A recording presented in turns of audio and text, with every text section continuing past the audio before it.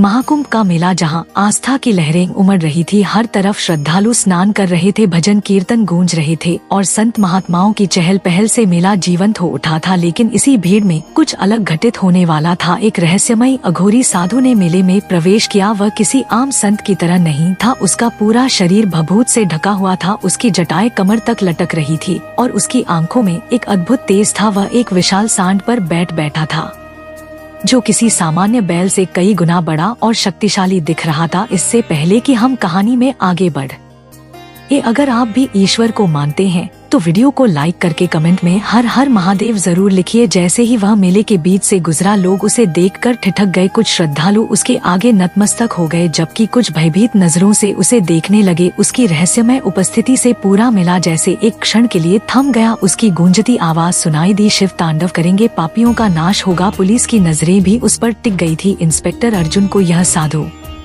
संदिग्ध लगा। उसने अपनी टीम के कुछ अधिकारियों को इशारा किया और वे उस अघोरी की ओर बढ़े। अर्जुन ने निडरता से साधु से पूछा, बाबा आप कौन हैं? किस अखाड़े से हैं? साधु ने गहरी चमकदार आंखों से अर्जुन को देखा और ठहाका लगाया, मूर्ख, जिसकी पूरी धरती है उससे पता पूछ रहा है। अर्जुन को उसकी बातों पर संदेह हुआ। यह कोई सामान्य संत नहीं था, लेकिन मेला सुरक्षा उसकी जिम्मेदारी थी। बाबा, यह महाकुंभ की सुरक्षा का प्रश्न है, हमें हर आगंतुक का रिकॉर्ड रखना होता है, कृपया अपना परिचय दे। अघोरी ने अपनी भयानक हंसी दोहराई, जिसे जानना चाहिए वह जानता है, बाकी के लिए रहस्य ही उत्तम है। अर्जुन ने अपने सिपाहियों की ओर देखा और कहा, इसे गिरफ्तार करो। साधु ने ठहाका लगाया और गरजते हुए कहा, मुझे छूने की गलती मत करना इंस्पेक्टर, वरना महाकुंभ में जो होगा उसकी जिम्मेदारी तुम पर होगी। पुलिस कर्मियों ने आगे बढ़कर उसे पकड़ लिया, लेकिन तभी हवा में अजीब गूंज उठी। आसमान में बादल घिरने लगे, बिजली कड़क उठी, लेकिन अर्जुन डरा नहीं। वह साधु को पुलिस की गाड़ी में बैठा कर ले गया। जैसे ही साधु को पुलिस स्टेशन लाया गया, वहाँ अजीब सा सन्नाटा छा गया। यह साधारण कैदी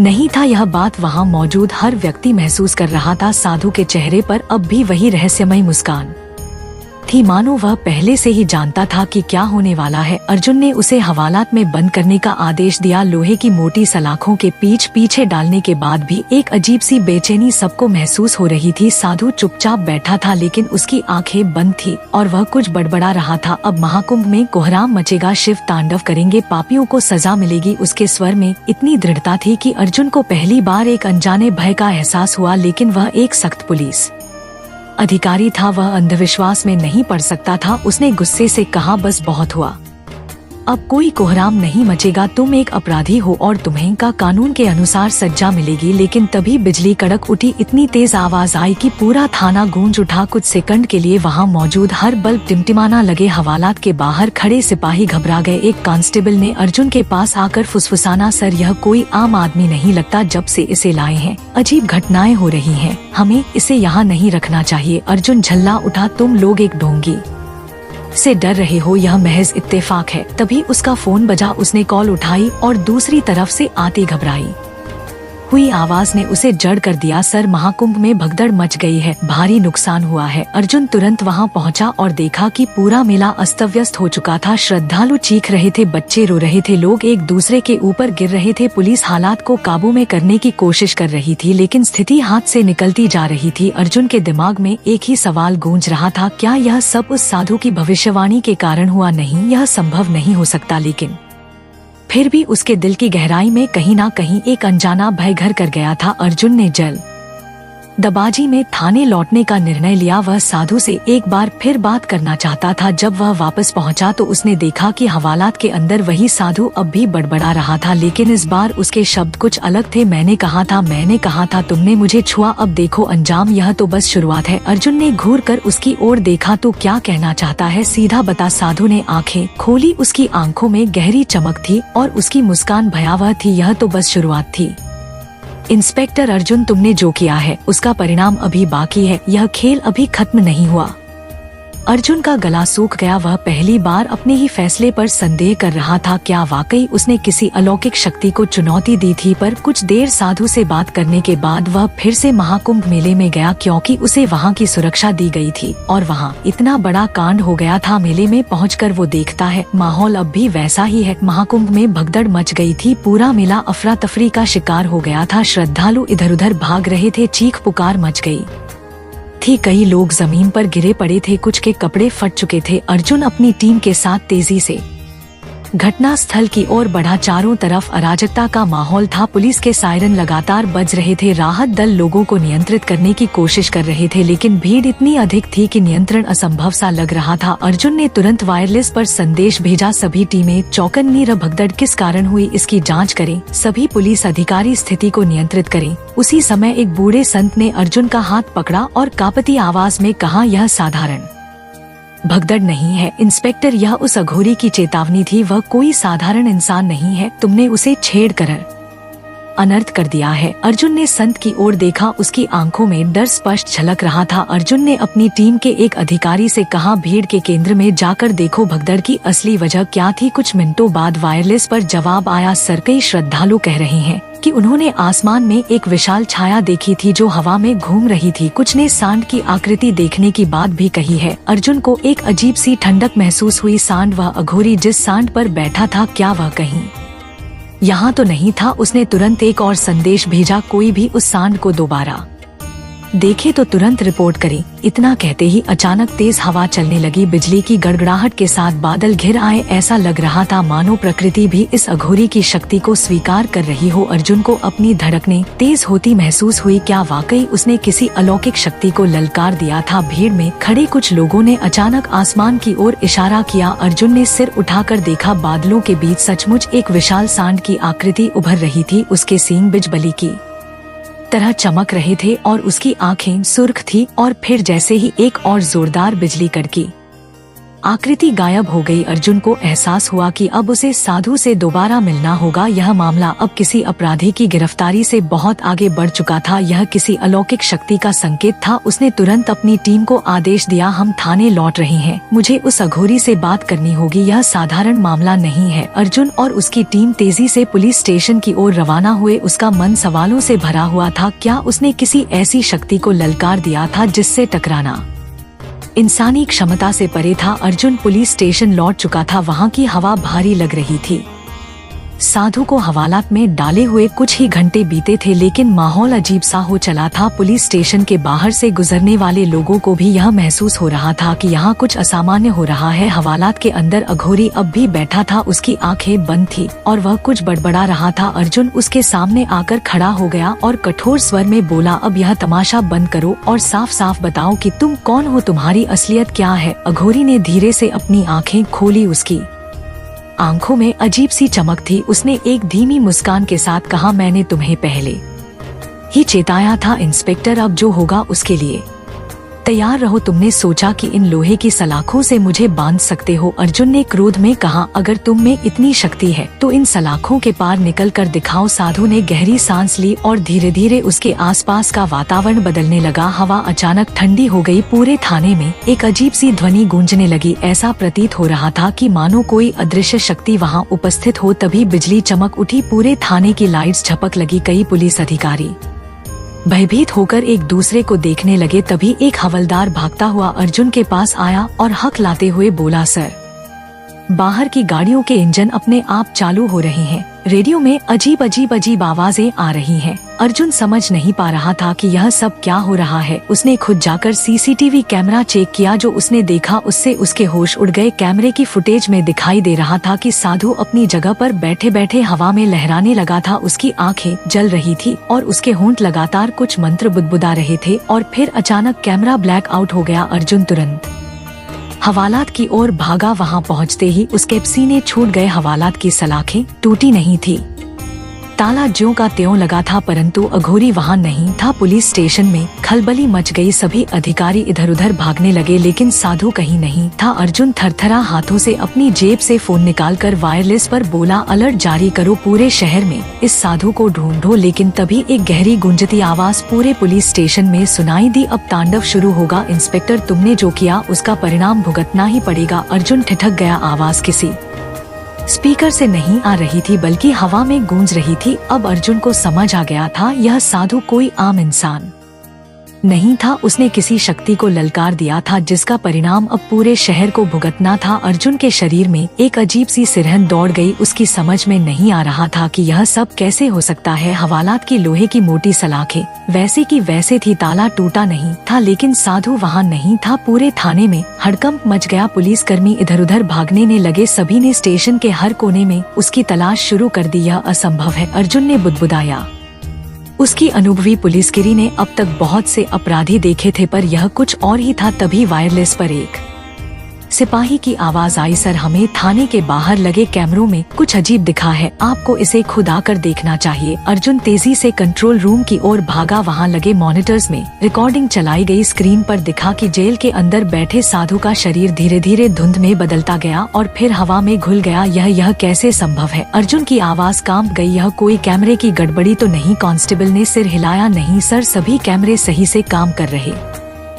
ऐसा कुछ भी पहले कभी नहीं हुआ। अर्जुन के मन में अजीब सी बेचैनी बढ़ने लगी। वह समझ नहीं पा रहा था कि इस घटना को किसी साइंस से जोड़े या किसी चमत्कार से। तभी बाहर तेज हवा चलने लगी, बादल गड़गड़ा लगे, बिजली चमकने लगी। ऐसा लग रहा था मानो कोई अदृश्य शक्ति आसमान में तांडव कर रही हो। अर्जुन के मन में एक अनजाना भय पनपने लगा। उसने कांस्टेबल को आदेश दिया, सभी थाने में तैनात सिपाहियों को बुलाओ, हमें हर कोने की तलाशी लेनी होगी। सभी पुलिसकर्मी हर जगह साधु को ढूंढने लगे। कोई स्टोर रूम में गया, कोई पिछली दीवार के पास, तो कोई मुख्य गेट पर नजर रखने लगा, लेकिन साधु का कोई नामो निशान नहीं मिला। थोड़ी देर बाद वायरलेस पर एक और आवाज आई, सर मुख्य दरवाजे पर अजीब घटनाएं हो रही हैं, गेट अपने आप हिल रहा है। अर्जुन तेजी से वहां पहुंचा। उसकी आंखें फटी रह गई। भारी लोहे का गेट बिना किसी बाहरी दबाव के हिल रहा था, जैसे कोई अदृश्य शक्ति उसे धक्का दे रही हो। अर्जुन ने गेट खोलने के लिए आगे बने कांस्टेबल को रोका, कोई इसे मत छुए, पहले सीसीटीवी फुटेज फिर से देखनी होगी। कंट्रोल रूम में अर्जुन ने पिछली कुछ घंटों की फुटेज खंगाली। एक खास चीज उसके ध्यान में आई। एक क्षण ऐसा था जब कैमरे की स्क्रीन झिलमिला लगी थी। उसी वक्त साधु गायब हुआ था। यह क्या हो सकता है? अर्जुन ने खुद से सवाल किया। वह सोच ही रहा था कि तभी वायरलेस पर एक और कॉल आई, सर हम बाहर सड़कों पर गश्त लगा रहे थे और कुछ राहगीरों ने बताया कि उन्होंने कुछ दूरी पर एक सांड को देखा है जिस पर कोई बैठा था। अर्जुन का दिल तेजी से धड़कने लगा। साधु, उसने बुदबुदाया। हाँ सर, वह वही साधु लग रहा था, लेकिन जैसे ही हम वहाँ पहुँचे वह गायब हो गया। अर्जुन ने तुरंत अपनी टीम को अलर्ट कर दिया, सभी टीमें चौकसी बढ़ा दें, आसपास के इलाकों में निगरानी रखें, हमें साधु को फिर से ढूंढना होगा। रात धीरे धीरे गहराने लगी। हवा में एक अजीब सा सन्नाटा था। पूरे थाने का माहौल बोझिल हो गया था। सभी पुलिसकर्मी सतर्क थे, परंतु एक अनजाना भय उन पर छाया हुआ था। तभी अचानक बाहर से किसी के चीखने की आवाज आई। अर्जुन दौड़ता हुआ बाहर पहुंचा। क्या हुआ? उसने कांस्टेबल से पूछा। सर, बाहर खड़े संत बाबा बेहोश हो गए हैं, वे कुछ बड़बड़ा रहे थे। साधु तांडव विध्वंस। अर्जुन ने संत को होश मिलाने की कोशिश की। कुछ ही क्षण बाद बाबा की आंखें खुली। उन्होंने कांपती आवाज में कहा, इंस्पेक्टर अब देर मत करो, तुमने जिसे पकड़ा वह कोई आम साधु नहीं था, उसने स्वयं को प्रकट किया था, लेकिन तुमने उसे नहीं पहचाना। अब तांडव निश्चित है। अर्जुन घबरा गया। क्या मतलब? वह कौन है? बाबा की आंखों में गहरा भय था। वह साधु नहीं, स्वयं काल का दूत है, उसे रोक नहीं सकते, तुमने उसे छेड़ा, अब उसका प्रकोप इस नगरी पर पड़ेगा। इतना कहकर बाबा फिर बेहोश हो गए। अर्जुन पूरी तरह से स्तब्ध रह गया। उसने कभी सोचा भी नहीं था कि एक आम गिरफ्तारी उसे इस तरह के रहस्यों और अनसुलझी घटनाओं के जाल में फंसा देगी। लेकिन अब बहुत देर हो चुकी थी। साधु गायब हो चुका था और उसके संकेत साफ थे, तांडव अभी बाकी था। अर्जुन के लिए यह घटना किसी पहेली से कम नहीं थी। वह जानता था कि उसे अब सतर्क रहना होगा। उसकी आंखों में एक नया संकल्प था, साधु की हकीकत जानने का। रात के सन्नाटे में जब पूरा शहर सो रहा था, अर्जुन अपनी गाड़ी में बैठा और सीधा महाको मेले की ओर निकल पड़ा। रास्ते में ठंडी हवा चल रही थी और आसमान में बादल अब भी घने थे। ऐसा लग रहा था मानो कुछ बड़ा होने वाला हो। जैसे ही वह मेला क्षेत्र में पहुंचा, उसे दूर एक छाया दिखी। वह जानता था कि यह कोई आम व्यक्ति नहीं था। अर्जुन ने अपनी गाड़ी रोकी और धीरे धीरे उस दिशा में बढ़ा। तभी बिजली कड़की और सामने वह अघोरी साधु अपने विशाल सांड पर बैठा हुआ प्रकट हुआ। उसकी आंखों में वही ज्वाला थी और उसकी उपस्थिति से वातावरण भारी हो गया। अर्जुन ने धीरे से कहा, अब मुझे सच बताओ, तुम कौन हो और तुम्हारा उद्देश्य क्या है? साधु ने ठाकाजी का कार्य कर रहा हूँ। अर्जुन का कलेजा धक से रह गया। साधु के शब्दों में एक अजीब दृढ़ता थी, जैसे कोई अनिवार्य सत्य उजागर हो रहा हो। अर्जुन ने गहरी सांस लेते हुए अपनी पिस्तौल निकाल ली। अगर यह सब सिर्फ एक दिखावा है, तो अभी समाप्त कर दो, तुम्हें कानून के आगे झुकना ही होगा। अर्जुन ने ठोस आवाज में कहा। साधु ने फिर से हंसते हुए कहा, कानून यह मानवों के बनाए नियम मेरे लिए कोई मायने नहीं रखते। जो कुछ तुमने महाकुंभ में देखा वह केवल प्रारंभिक संकेत था, जो असली तांडव है वह अभी बाकी है। इतना कहते ही साधु ने आकाश की ओर हाथ उठाया और अचानक पूरा वातावरण बदल गया। बादल और घने हो गए, हवा की गति तीव्र हो गई और पूरा क्षेत्र भयंकर ऊर्जा से गूंज उठा। अर्जुन ने खुद को स्थिर रखने की कोशिश की, लेकिन हवा का दबाव इतना बढ़ चुका था कि वह लड़खड़ा गया। तभी साधु का सांड जोर से गरजा और उसकी आंखों से रक्त लाल रोशनी निकलने लगी। अर्जुन ने देखा कि मेले में खड़े लोग भी इस अजीब परिवर्तन को महसूस कर रहे थे। कुछ भय से भागने लगे तो कुछ वहीं खड़े रहकर मंत्र मुग्ध होकर साधु को देखने लगे। अभी भी समय है इंस्पेक्टर, साधु ने अर्जुन की ओर देखते हुए कहा। मैं तुम्हें मौका दे रहा हूँ कि तुम अपने मन में उठ रहे सवालों के उत्तर खुद ढूंढ सको। तुम्हें जानना है कि मैं कौन हूँ, तो मुझे रोकने की जगह मुझे समझने का प्रयास करो। अर्जुन ने अपना संतुलन बनाए रखते हुए दृढ़ स्वर में कहा, तुम्हारी पहेलियों का मेरे पास कोई महत्व नहीं है।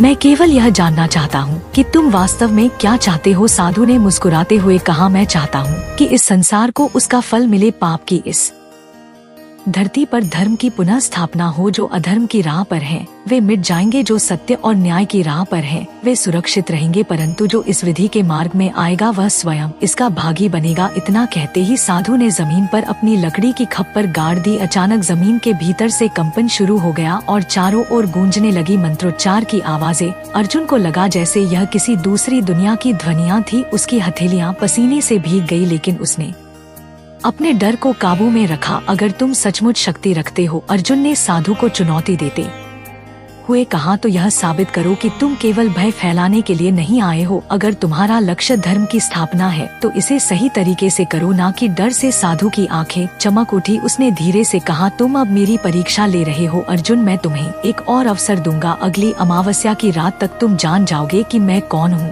और तब तुम्हें निर्णय लेना होगा कि तुम मेरे साथ हो या मेरे खिलाफ। अर्जुन ने उसे रोकने के लिए आगे बढ़ने की कोशिश की, लेकिन तभी एक तेज प्रकाश हुआ और साधु सांड समेत अदृश्य हो गया। उसके गायब होते ही वातावरण सामान्य होने लगा, लेकिन अर्जुन के मन में उथल पुथल मच गई। वह जानता था कि अब वह किसी साधारण घटना का सामना नहीं कर रहा था। यह कुछ बहुत बड़ा था, कुछ ऐसा जो उसकी समझ से परे था। उसे इस रहस्य को सुलझाना ही था, इससे पहले कि सच में कोई तांडव हो जाए। साधु के अचानक गायब हो जाने के बाद अर्जुन वहीं खड़ा रह गया। उसकी सांसें तेज चल रही थी और मन असंख्य सवालों से घिरा हुआ था। उसने अपने पूरे करियर में कई रहस्यमय घटनाओं का सामना किया था, लेकिन यह मामला किसी भी तर्क से परे था। अब उसके पास दो ही विकल्प थे, या तो वह इसे एक भ्रम मानकर छोड़ दे या फिर इस गुत्थी को सुलझाने के लिए खुद आगे बढ़े। अर्जुन ने फैसला कर लिया, वह इस रहस्य की तह तक जाएगा। अर्जुन थाने वापस पहुंचा और अपने सबसे भरोसेमंद सिपाही रमेश को बुलाया। रमेश, इस अघोरी के बारे में जितनी भी जानकारी मिल सकती है वह इकट्ठी करो। मिला क्षेत्र में जितने भी साधु महा हैं उनसे भी पूछताछ करो, अर्जुन ने सख्त लहजे में कहा। रमेश तुरंत काम पर लग गया। अगले कुछ घंटों में वह कई जानकारियां इकट्ठी कर चुका था। कुछ लोगों ने बताया कि उन्होंने इससे पहले कभी इस साधु को नहीं देखा था, जबकि कुछ पुराने संतों का कहना था कि यह साधु सदियों से महाकुंभ में प्रकट होता आया है। सर, कुछ संतों का कहना है कि यह कोई सामान्य अघोरी नहीं बल्कि स्वयं काल का दूत है। उन्होंने कहा कि जब भी यह प्रकट होता है कोई बड़ा बदलाव ला जरूर आता है। रमेश ने अर्जुन को बताया। अर्जुन यह सुनकर गहरी सोच में पड़ गया। क्या यह महज एक अंधविश्वास था या सच में कोई अलौकिक शक्ति इस घटना के पीछे थी? रात के अंधेरे में अर्जुन अपने दफ्तर में बैठा जब एक संत स्वयं मिलने आए। वह बहुत वृद्ध और अनुभवी लग रहे थे। इंस्पेक्टर अर्जुन, तुम साधारण व्यक्ति नहीं हो। तुमने जो देखा वह किसी सामान्य मानव को देखने का सौभाग्य नहीं मिलता, संत ने गहरी आवाज में कहा। अर्जुन ने अपनी कुर्सी से उठते हुए कहा, बाबा मैं केवल सच जानना चाहता हूँ। अगर आप कुछ जानते हैं तो कृपया बताइए। संत ने अपनी झोली से एक पुरानी किताब निकाली और अर्जुन के सामने रख दी। यह ग्रंथ वर्षों पुराना है। इसमें लिखा है कि एक रहस्यमय अघोरी हर 100 साल में महाकुंभ में प्रकट होता है। उसका उद्देश्य केवल पापियों को दंड देना नहीं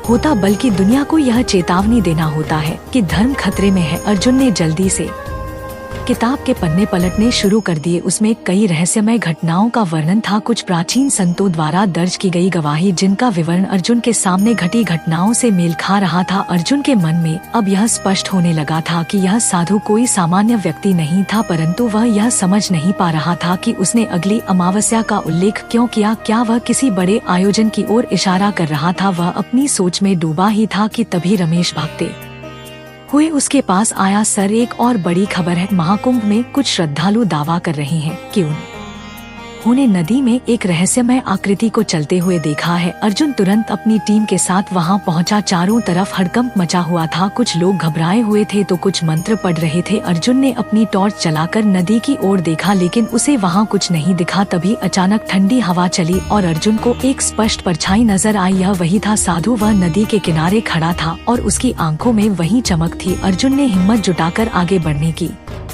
कोशिश की, लेकिन जैसे ही उसने एक कदम आगे बढ़ाया, साधु ने गूंजती हुई आवाज में कहा, इंस्पेक्टर, समय निकट है, अगली अमावस्या तक सब स्पष्ट हो जाएगा, तैयार रहो। इतना कहते ही साधु हवा में विलीन हो गया। चारों तरफ सन्नाटा छा गया। अर्जुन ने गहरी सांस ली। अब वह पूरी तरह से समझ चुका था कि अगली अमावस्या की रात कुछ भयानक होने वाला था। उसे इससे पहले इस रहस्य को सुलझाना ही होगा। अगली अमावस्या की रात धीरे धीरे नजदीक आ रही थी। अर्जुन के पास ज्यादा समय नहीं था। उसने महाकुंभ के कुछ पुराने संतों से मुलाकात की जो इस रहस्य को सुलझाने में उसकी मदद कर सकते थे। एक संत ने कहा, इस अघोरी को साधारण दृष्टि से देखना गलत होगा। यह प्रकृति के उन नियमों से जुड़ा हुआ है जो आम इंसान समझ नहीं सकता। अर्जुन ने पूछा, तो हमें इसे रोकने के लिए क्या करना चाहिए? संत ने गहरी सांस ली और कहा, तुम इसे रोक नहीं सकते, केवल समझ सकते हो। यह शक्ति संतुलन स्थापित करने के लिए आई है। रात के समय अर्जुन अपने कुछ पुलिस कर्मियों के साथ घाट पर मौजूद था। तभी अचानक तेज हवा चलने लगी और चारों तरफ धूल उड़ने लगी, बिजली चमकने लगी और अघोरी साधु पुनः प्रकट हुआ। इस बार उसकी उपस्थिति और भी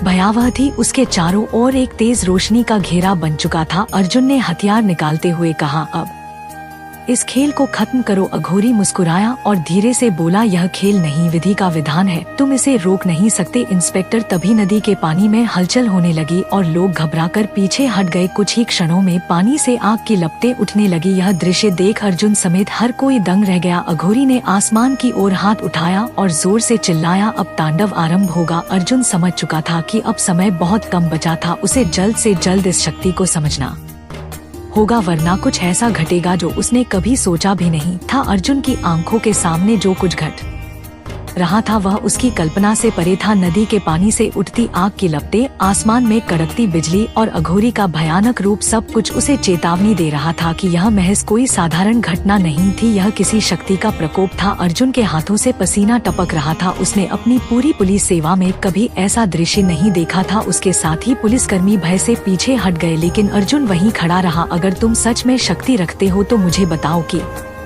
तुम्हारा उद्देश्य क्या है? अर्जुन ने अघोरी की ओर बढ़ते हुए पूछा। अघोरी ने गहरी मुस्कान के साथ कहा, मैं उद्देश्य नहीं, परिणाम हूँ। जब अन्याय और अधर्म बढ़ जाता है तो मैं प्रकट होता हूँ। इंस्पेक्टर अर्जुन, तुमने मुझे रोकने की कोशिश की, लेकिन अब तुम्हें खुद इस खेल का हिस्सा बनना होगा। तभी हवा में गूंजती एक रहस्यमय ध्वनि गूंजी और पूरा वातावरण थरथरा आने लगा। अर्जुन को महसूस हुआ कि उसके शरीर में एक अजीब सी ऊर्जा बह रही थी। अर्जुन की आंखों में अतीत की यादें चमक उठी। उसने अपने जीवन में कई मामलों को सुलझाया था, लेकिन कभी सोचा भी नहीं था कि वह एक ऐसे रहस्य से टकराएगा जिसे विज्ञान से नहीं समझाया जा सकता। उसने खुद से सवाल किया, क्या वह गलत था? क्या उसे सच में अघोरी को गिरफ्तार नहीं करना चाहिए था? क्या उसने एक अनजाने संकट को न्योता दिया था? तभी अचानक अघोरी का स्वर गूंजा, इंस्पेक्टर, तुम्हारे पाप तुम्हारा पीछा कर रहे हैं। क्या तुमने कभी सोचा है कि जो अन्याय इस धरती पर हो रहा है उसके खिलाफ तुमने क्या किया है? तुमने अपराधियों को पकड़ा, लेकिन व्यवस्था को सुधारने के लिए क्या किया? अर्जुन के मन में एक गहरा सवाल उभर आया। उसने कितने ही अपराधियों को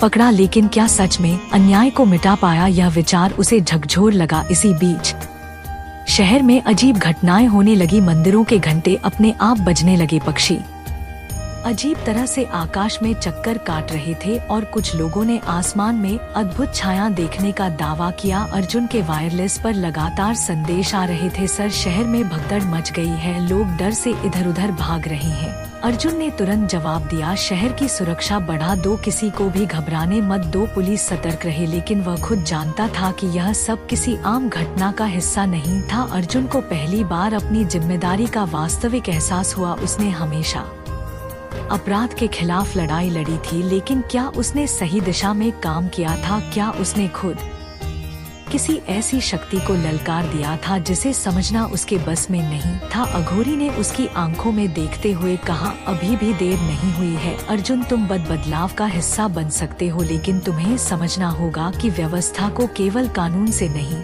बल्कि न्याय से संचालित करना होगा। अर्जुन कुछ कहने ही वाला था कि अचानक एक तेज प्रकाश फूटा और अघोरी फिर से हवा में विलीन हो गया। वातावरण शांत हो गया, नदी की आग बुझ चुकी थी, लेकिन अर्जुन जानता था कि यह अंत नहीं था, यह सिर्फ एक नई शुरुआत थी। उसे अब अपने जीवन को एक नए दृष्टिकोण से देखना था। अर्जुन अब तक की घटनाओं से पूरी तरह से हिल चुका था। महाकुंभ में जो हुआ वह किसी सामान्य घटना से परे था। अघोरी का रहस्यमय गायब होना, आसमान में गूंजती आवाजें और शहर में मची अफरा तफरी, यह सब उसे एक बड़े सत्य की ओर इशारा कर रहे थे। रात के अंधेरे में अर्जुन गंगा घाट पर अकेला खड़ा था। उसके मन में अघोरी के अंतिम शब्द गूंज रहे थे, व्यवस्था को केवल कानून से नहीं बल्कि न्याय से संचालित करना होगा। अर्जुन ने अपनी पूरी जिंदगी अपराधियों को पकड़ने में लगा दी थी, लेकिन क्या वह वास्तव में न्याय कर रहा था? उसने कितनी ही बार भ्रष्टाचार देखा, लेकिन उसे मिटाने के लिए कुछ नहीं किया। कितने ही निर्दोष लोग व्यवस्था की मार झेलते रहे और वह केवल कानून के अनुसार कार्य करता रहा। क्या यही उसका धर्म था? गंगा की लहरें ठंडी हवा के साथ बह रही थी। अर्जुन ने पानी में अपना प्रतिबिंब देखा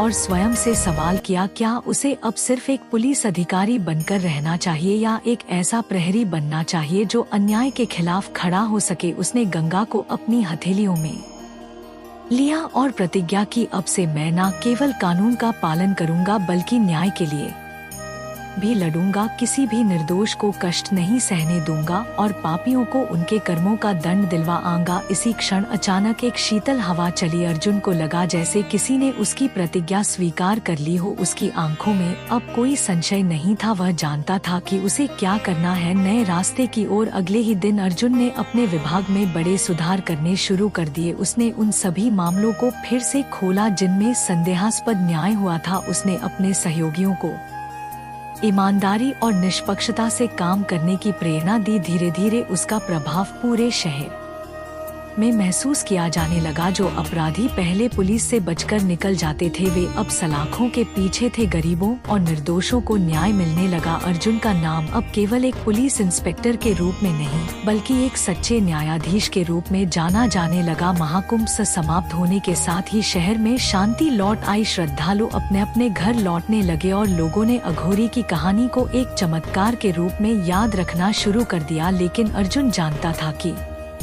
यह सिर्फ एक घटना नहीं थी, यह एक संदेश था। एक दिन जब वह घाट पर बैठा था तो उसे ऐसा महसूस हुआ कि कोई उसकी ओर देख रहा है। उसने चारों तरफ नजरें दौड़ाई लेकिन उसे कुछ नहीं दिखा। फिर हवा में वही गहरी आवाज गूंजी, अच्छा किया अर्जुन, तुमने सच्चे धर्म का मार्ग चुना। यह यात्रा अभी समाप्त नहीं हुई है। अर्जुन मुस्कुराया, उसे अब कोई भय नहीं था। उसने अपना उद्देश्य पा लिया था। पसंद आई हो ये कहानी तो लाइक शेयर करें और सब्सक्राइब करना ना भूले। हर हर महादेव।